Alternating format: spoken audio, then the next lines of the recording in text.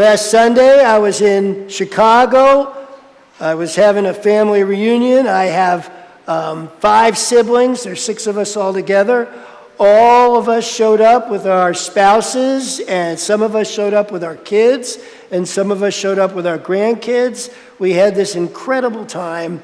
My sister set a new standard, the one who lives in Chicago, because we take turns hosting these reunions. So our biggest complaint was that she had set such a high standard. Who's going to match that? Not me. But I got a very competitive brother who decided to take it on for next year. He says he can do it, so we'll see how that goes. And so my family is very diverse in terms of ideology, in terms of politics. And so we actually have a Trump voter in our family, Trump supporter, one of my siblings, and his family.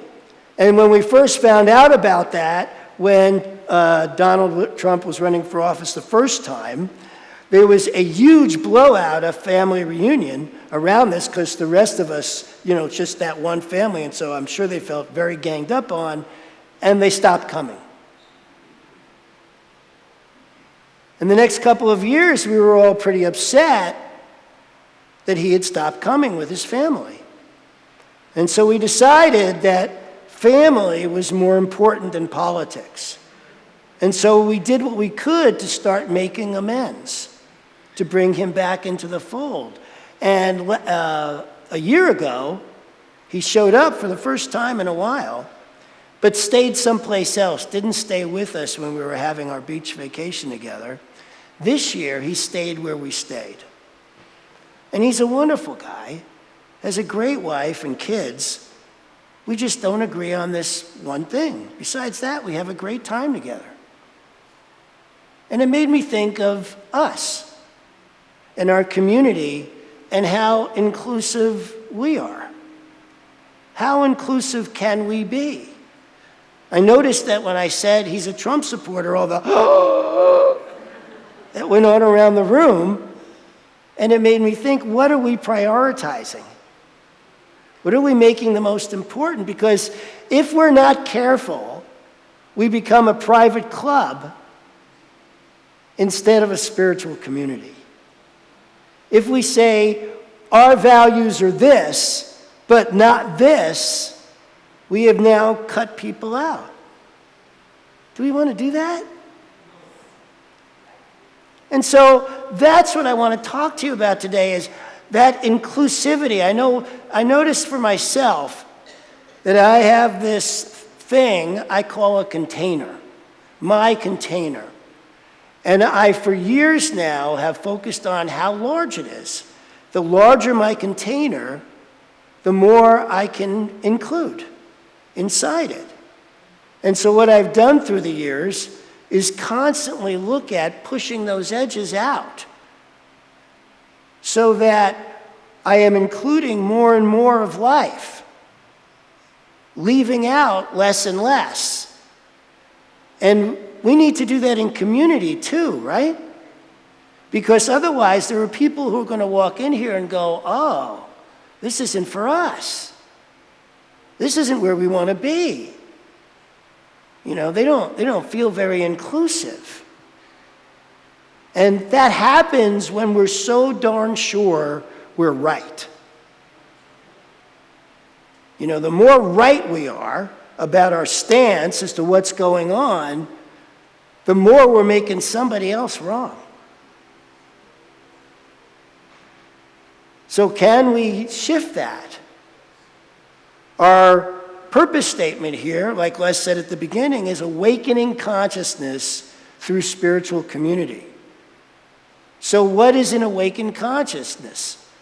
Catherine did a magnificent talk last week for those of you who were here and heard it. How many of you were here? Let me hear. Yeah, she was great, right? She spoke about what consciousness is.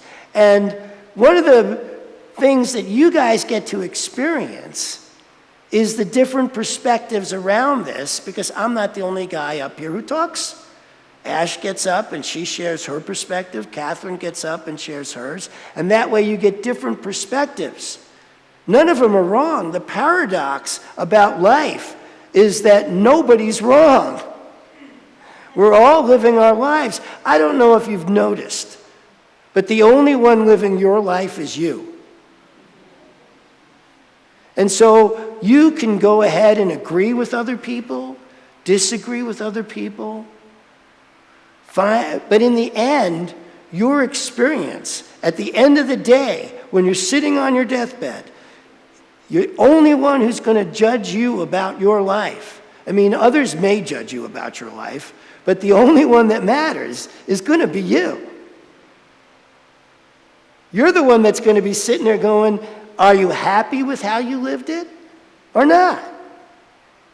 And so what we have here is all of you here and me, all of us making these choices about what's going to give us that life that we're happy about at the end of it. Right? And so if we need agreement from others, if we exclude others because their idea as to what will have them be happy at the end is so different from our own, how inclusive is that? One of the things that strikes me as hilarious is whenever I hear somebody say, and these may not be their exact words, but this is what they mean, you need to change so I can be myself. Am I the only one who's heard anybody say that?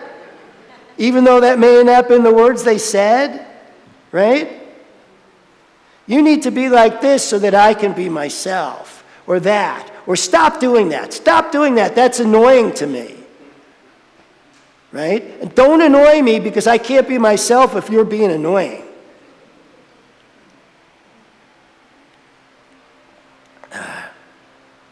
During the vacation, one of the things that we learn, that I'm sure all of you have heard, is if you want to know how enlightened you are, go visit your family of origin. Right? They not only know where your buttons are and your triggers are best, they helped put them there. And so, when you're looking at all this, and I did pretty good with that. I'm being with my family. I've been doing this a long time. And there was this one lunch we had. One sister sitting across from me, the other one sitting beside me. We had ordered our food, and the waiter brought me a drink that was not my drink. And I don't know if you've noticed, but sometimes I get tongue-tied, especially if I'm trying to get something out in a hurry. And he's moving away, and so finally I got a little tongue-tied and finally blurted out, that's not my drink. And so he came back and he got it. And my sister across from me goes, that was clear. And I said, I like to be clear, because I do. And my sister beside me yelled at me, I like to be kind, and you should too. And here's the first thing that occurred to me. I've done that. I've done that. Been unkind to unkindness. I've done that.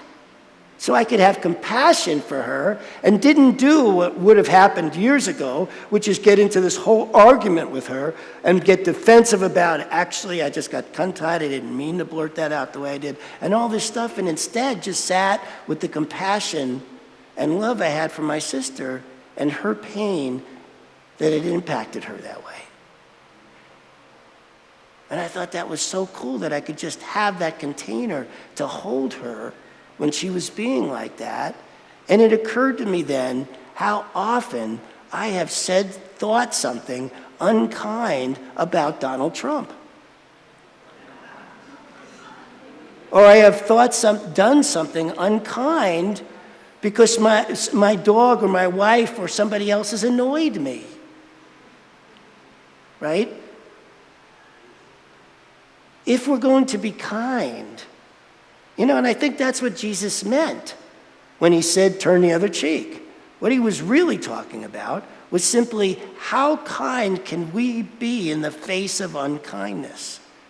instead of joining the show of being unkind. Because then what are we modeling?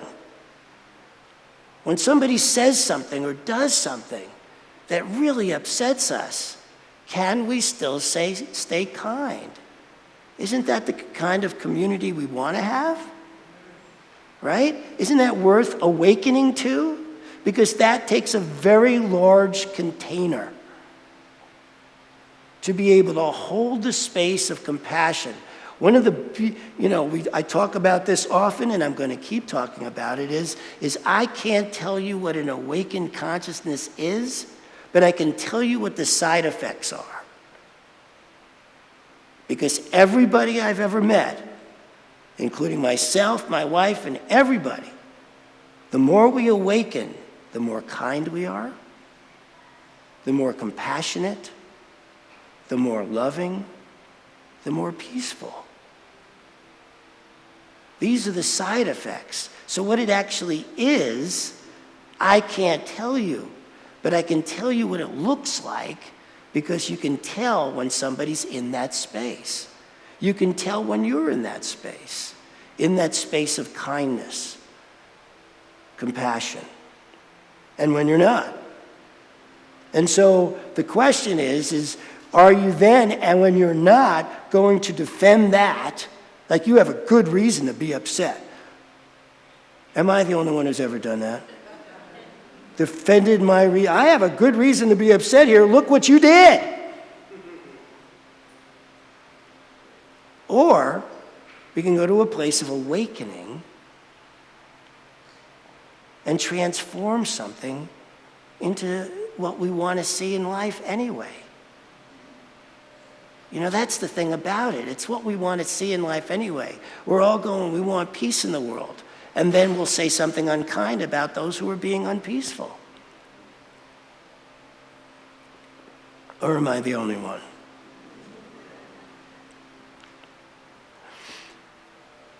One of the things that happened when I was a kid at family reunions, because these have been going on a really long time, is it took me a while to get my life together. Late 20s, early 30s, I was still struggling.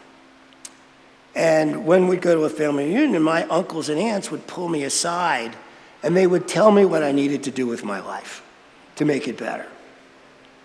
And I would leave these family reunions feeling really down in the dumps, like feeling criticized, put down, to the point where I didn't show up for a couple of years. I just didn't go. I couldn't take it. I didn't go. And so my son is in his early 30s, and he's still struggling to figure out his life. And so he shows up at the family reunion, and lo and behold, all my siblings are doing to him what the uncle and aunts did to me. They took him aside. All of them. I'm watching them do this, and I'm feeling such compassion for my son as he's going through this, getting all these talks by all these different relatives. Now, here's the fascinating part. When I talked to him about it after the reunion was over, he said, "Dad, that was great. I felt so loved. I know they were trying. I knew that the reason they were doing that was just because they loved me." And all I could think was, I wish I had that frame when I was his age. Oh my God, right? So how we do this, how we grow our container is about that kind of reframing. Remembering that in an awakened state, there's something and everything going on that is for our good. Even if it doesn't feel like it, even if it doesn't look like it, it's there. It's there. And so we have this community where we get to do this, support each other.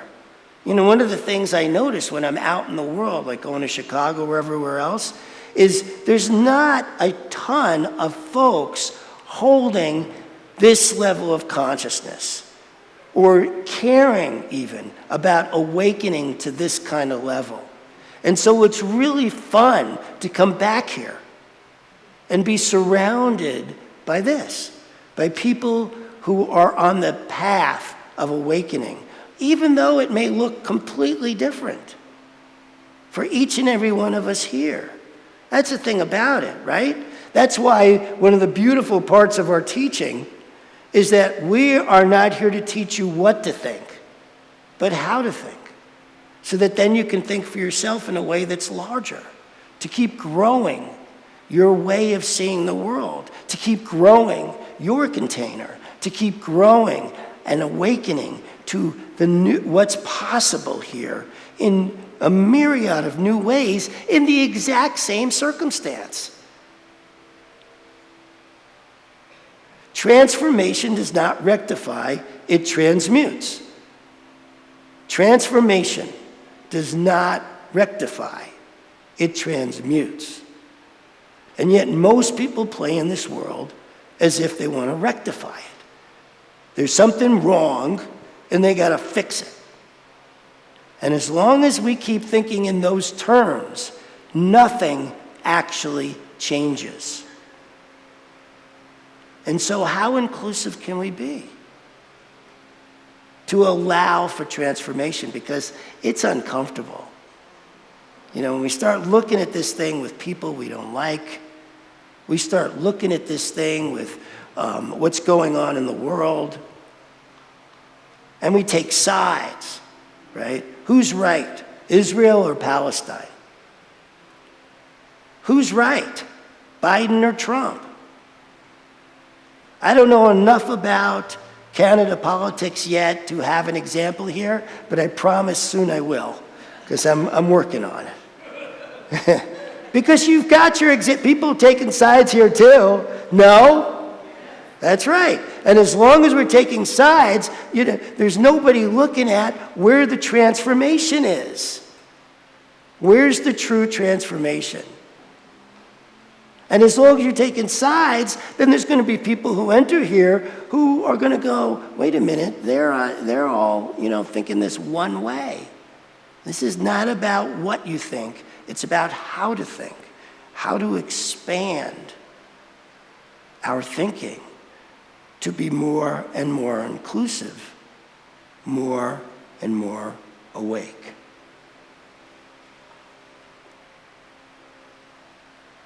Sometimes, and I know this may sound, you know, like implausible, my wife annoys me.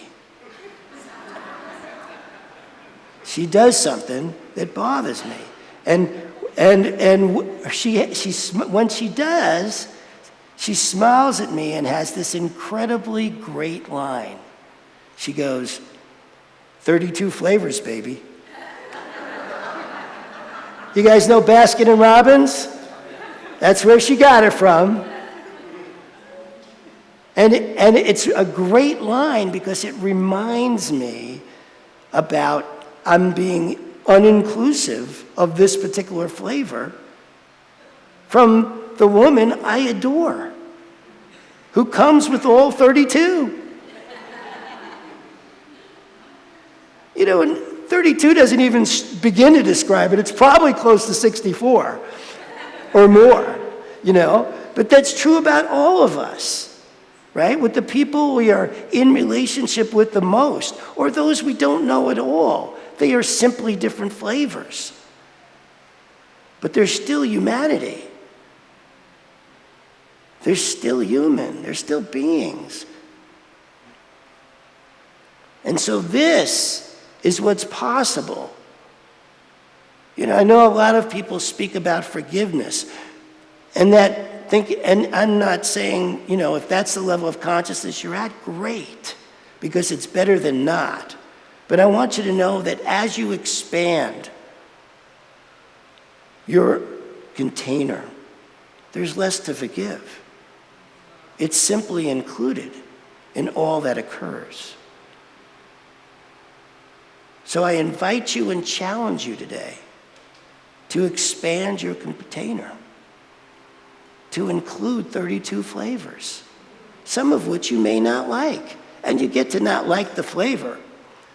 But don't, because you don't like it, to say that nobody gets to do it. Nobody gets to have that flavor. And for those of you sitting there going, well, what about murderers and rapists and things like that? I would refer you to my talk on evil.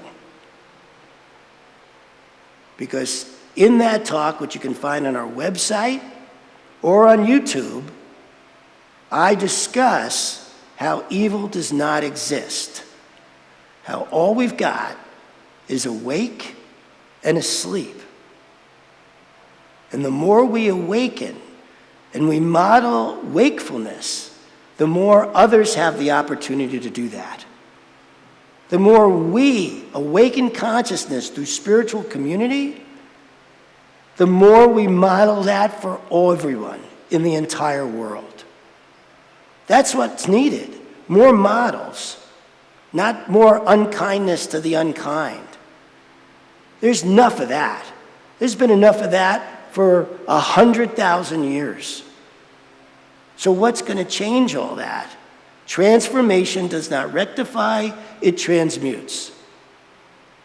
This is what's possible for us. I delve into this a lot. I love this idea of inclusiveness. How big can my container be?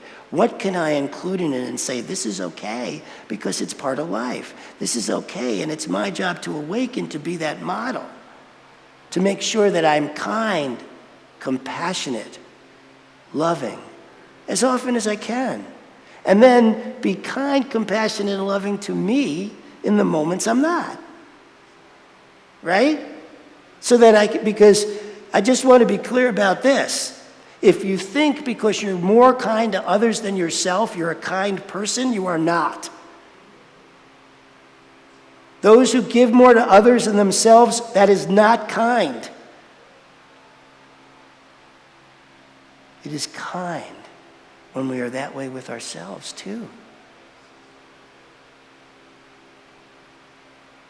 Look for that kindness to yourself. If you are more kind to others than yourself, you're shooting on yourself. If you are shooting on yourself, that is not kind.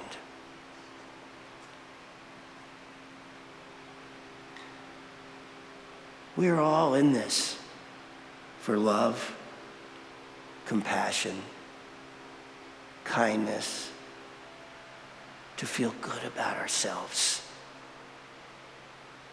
And as we do that together, we have those around us who can model it for us, hold us, be there for us. That's what makes this special.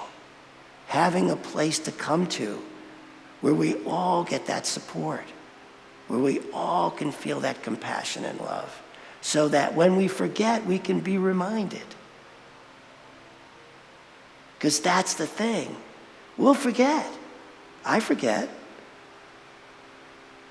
Well, maybe you don't, but I forget. And in this, compassion is really important. Kindness is really important so that we can remember, so that we can be loving. And in that, we'll know we're awake. Because things will happen that used to just send us off the deep end, and all of a sudden we'll be going, I have such compassion for that now. We'll feel the difference. It's really palpable when you feel that difference of being in that space when you know in the past you weren't. That's a powerful thing. So I invite you all and I challenge you all. Grow your container. See where you can be more inclusive. We all can. And in doing so, we become the spiritual community we say we are. Thank you. I love you.